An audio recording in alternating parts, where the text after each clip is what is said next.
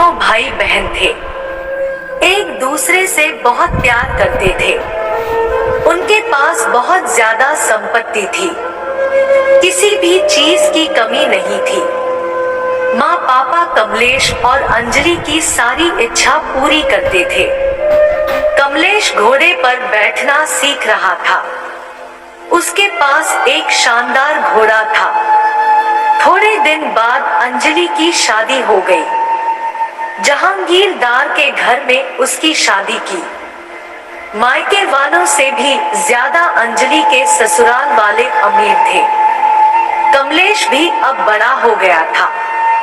उसकी शादी बाकी थी, परंतु अचानक उनके पिता की मौत हो गई और कुछ दिनों बाद मां की भी मृत्यु हो गई।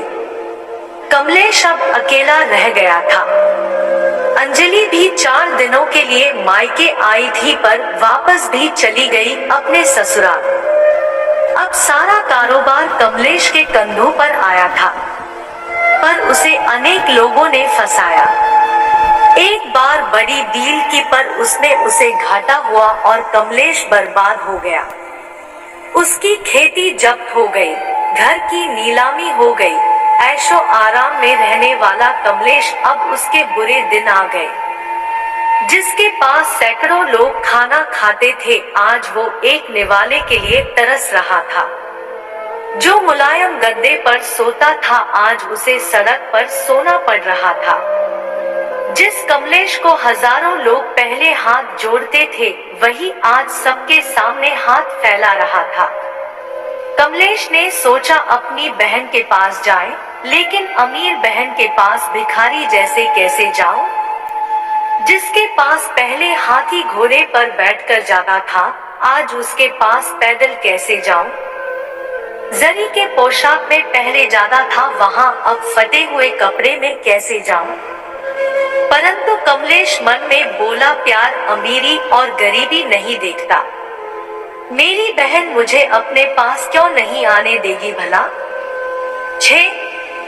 मुमकिन नहीं है ये कि वो मेरी हालत की वजह से मुझे धिक्कारे। वह बहन के पास गया, दरवाजे में खड़ा हुआ। ऊपर छत से बहन देख रही थी। कमलेश ने ऊपर देखा, पर बहन अंदर चली गई। कमलेश को लगा बहन नीचे मिलने के लिए आ रही होगी, पर कोई आया नहीं। दरवाजे पर खड़े नौकर ने पूछा, कौन हो तुम? यहाँ क्यों खड़े हो चोरों के जैसे?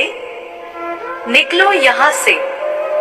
कमलेश बोला, मेरे बहन का घर है ये, उसे अंदर जाकर बताओ जाओ।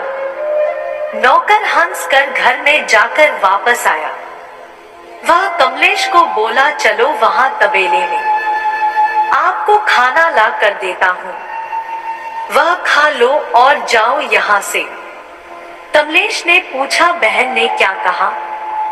नौकर बोला, मेम साहब बोली, होगा कोई भिखारी बैठा, दो तबेले में दे दो उसे बासी खाना। कमलेश तबेले में गया और उसकी आंखों से आंसू आने लगे। उसे नौकर ने सूखी रोटी दे दी। कमलेश ने वहां पर एक खड्डा खोदा और वहां पर वह रोटी दबा दी। पानी पिए बिना वो वहां से चला जाता है। उस दिन के बाद कुछ सोचकर कमलेश दूर देश चला जाता है। वहां के राजा का वह नौकर बना। एक बार उस राजा को बहुत कठिन समस्या आई। कमलेश की सलाह से राजा उस समस्या से बाहर निकाला। कमलेश से खुश होकर राजा ने उसे मुख्य प्रधान बना दिया। कमलेश के कहने मुताबिक राजा सब काम करने लगा था। नए प्रधान के रूप में कमलेश की वाहवाह होने लगी। कमलेश ने अब शादी भी कर ली। वह बड़े बंगले में रहने लगा। अब अपनी बहन को जाकर मिले ऐसा उसे लगा। तभी वह अपनी पत्नी के साथ बहन के घर निकला। साथ में हाथी भी थे, घोड़े थे। जोरों शोरों से वह वहां गया। अपने से आगे अपने जासूस बहन को इसके आने का संदेश बताने के लिए भेजे। जासूस ने जब बहन को यह सूचना दी तो बहन एकदम से उठी। वह अपने पति के साथ दरवाजे में खड़ी रही अपने भाई के स्वागत के लिए। ढोल नगाड़े बज रहे थे। बड़े ठाट से भाई बहन के घर आया।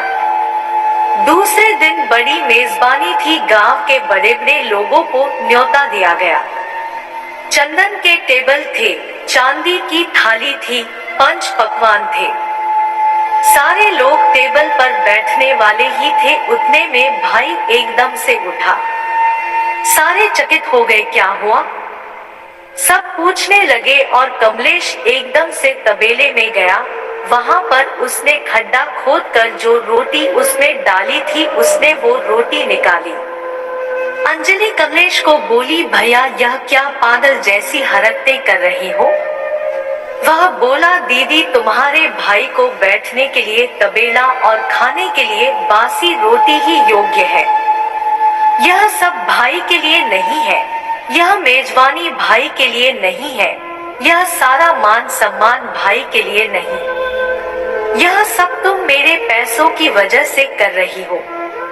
यह सब सुनकर अंजलि को अपने उस बुरे बर्ताव की याद आई जो कभी उसने अपने गरीब भाई के साथ किया था।